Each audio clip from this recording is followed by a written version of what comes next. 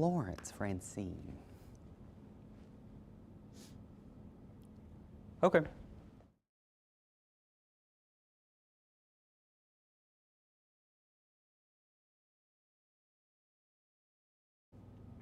And good afternoon. It's just before 1 o'clock here. We're tracking Tropical Storm Francine. You're watching us on all of our digital platforms here with this update. The storm has strengthened some. We are up to 60 miles per hour this afternoon as the storm still sitting down here, north-northwest movement only at 5 miles per hour and still about 450 miles away from Louisiana. So we've still got a solid 2 days before this thing gets to Louisiana. Now, a reminder, the 1 p.m. update does not have a track update. That won't happen until 4 o'clock. So this is the same track as our 10 a.m. update, but still bringing it into Louisiana by Wednesday afternoon into Wednesday evening, making landfall. And right now that cone extends all across South Louisiana from Lake Charles to New Orleans. It's centered right now over Vermilion Bay and Marsh Island. That would be just south of Lafayette. And you can see its landfall is there as a Category 1 storm. So if you're making preparations, we always say make preparations a category higher just in case. So planning on a Category 2, especially down here into where the Atchafalaya runs into the Gulf, St. Mary Parish, New Iberia, Lafayette, and surrounding areas. Now, we're likely going to be on the east side of this storm, so regardless, we're expecting impacts here in southeast Louisiana and into even South Mississippi with some rain there. Now, this is going to be moving, so by Wednesday afternoon and evening making landfall, by Thursday morning up around Jackson, and then the next day on Friday, it's already well to our north up around Memphis, so this will luckily not stall out over us. Now, let's talk about the steering currents and what's ahead of this thing. It's fairly straightforward. We've got a ridge of high pressure that's extending over the eastern Gulf. There's a weakness in the ridge on the western side of the Gulf. That's what Francine is going to be riding around and why it's moving north today and tomorrow. Why does it make this northeast turn into Louisiana, into our area? Well, there's a trough digging down, and these upper level winds are going to act to pull it this direction. So once it actually gets into the northern Gulf, it will feel these stronger winds coming in, and that's what's going to turn it into Louisiana. And you have to imagine all this has to do with timing on exactly when this thing turns. And that's a very minor detail that honestly, you just can't forecast with any accuracy. So wobbles are going to make a tremendous difference in impacts felt. And these are things that you almost just have to wait and see. So if you're in South Louisiana, especially from Lafayette to New Orleans, you are preparing for that Category 1 storm to make landfall.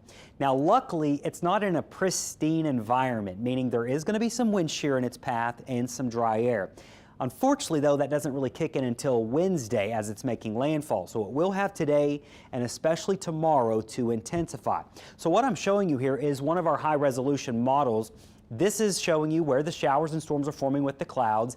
These are upper level winds, so that's wind shear, and you can see there's not really any wind shear over it today or tomorrow. That's why we think it's going to go through most of its intensification into tomorrow, Tuesday. Now, what's interesting, as it starts to make this turn and fills these winds, that's wind shear. We will hopefully start to see some dry air get pulled up in it coming out of Texas, and that should either act to limit its intensification and then hopefully eventually start to weaken it. Now, unfortunately, that may not happen until it's right near our coast, so it may strengthen on Tuesday, strengthen right up until Wednesday, and then limit itself or cap itself off, and then start to weaken once it moves inland and really starts to feel that wind shear. And you can just see how it gets shredded by that wind shear as it moves inland on Wednesday and more so Wednesday night and early Thursday. So as the storm strengthens today and tomorrow, that is really crucial because that's going to determine how vulnerable it is to that wind shear and dry air. A stronger storm is going to last a bit longer as it makes landfall. We're hoping it's not that strong. Now, we do have hurricane watches up for a big portion of our bayou parishes, Terrebonne, Lafourche, and Lower Jefferson and Lower Plaquemines. You are under a hurricane watch right now. Back towards St. Mary Parish under a hurricane watch, and that hurricane watch goes all the way up to just shy of the Baton Rouge Metro. Lafayette under a hurricane watch. We've got tropical storm watches for the North Shore, tropical storm watches for the metro area, including the river parishes, and we've got a tropical storm watch for coastal areas in Hancock County. Now, here's my rough estimate on what I think the wind gusts will likely be. These are probably the highest wind gusts you see with the current track and the current intensity of a Cat 1, maybe nearly a Cat 2. Your strongest winds obviously closer to where the core comes inland, Marsh Island, New Iberia, getting into portions of St. Mary Parish. You could see winds gusting 70 to 80 miles an hour. Right off the coast, 80 to 100 miles an hour. Now in Houma, Terrebonne, going up into Lafourche, and up to Baton Rouge. 50 to 70 mile per hour winds are possible, and then you can see your winds begin to decrease as you head east. We're talking maybe 30 to 50 mile per hour wind gust in the New Orleans metro, and for the North Shore, 20 to 40 off towards South Mississippi. Now, this is all dependent on the track. So if this track decides it wants to come a little further east, or the storm simply wobbles a little closer our direction, then we could see some of these stronger winds approach our area. And also, if the storm comes in a little bit stronger, these numbers may go up. So this is something we're certainly watching here, and these wobbles really do matter.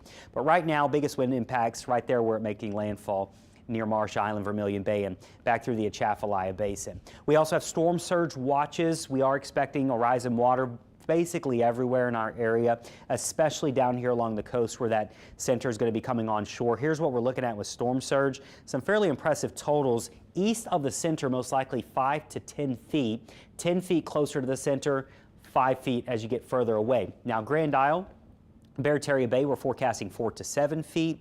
That's on the west side of, or west bank of Plaquemines. East bank of Plaquemines, 2 to 4 feet. Shell Beach into Lake Bourne, South Mississippi, 2 to 4 feet. And then 2 to 4 feet is what we're expecting for Lake Pontchartrain and Lake Maurepas. Mostly up on the North Shore into Tangi, where those winds are getting pushed to the north. We probably won't have too much inundation on the South Shore, as the winds are never really expected to be out of the south.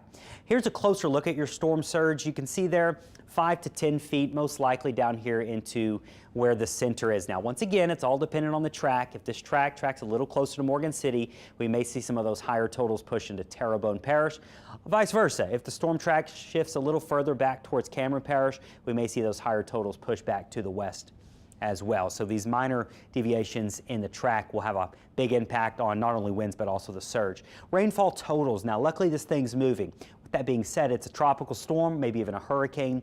It's going to bring some heavy tropical rains to the area that are going to last several hours, so it will start to add up. Thinking widespread 3 to 6 inches, spread out into Wednesday evening and into Wednesday night, but there will probably be a couple isolated spots. You can see there models depicting maybe 5 to 10 inches of rain in very isolated areas, but I wouldn't say the flooding risk is off the charts with this one, as it will be moving. So that's the good news with this. Once again, timing, you got today, you got tomorrow to get some preps done. You are going to be seeing some showers at times.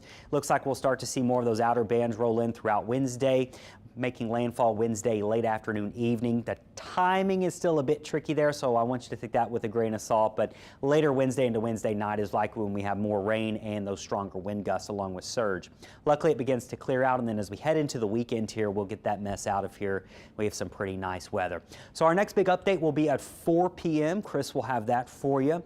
This was the intermediary advisory, just updating the winds. It is slightly stronger now, but the next track update, that will come out at 4 o'clock, and then the next track after that will be at 10 p.m. Thanks for joining me.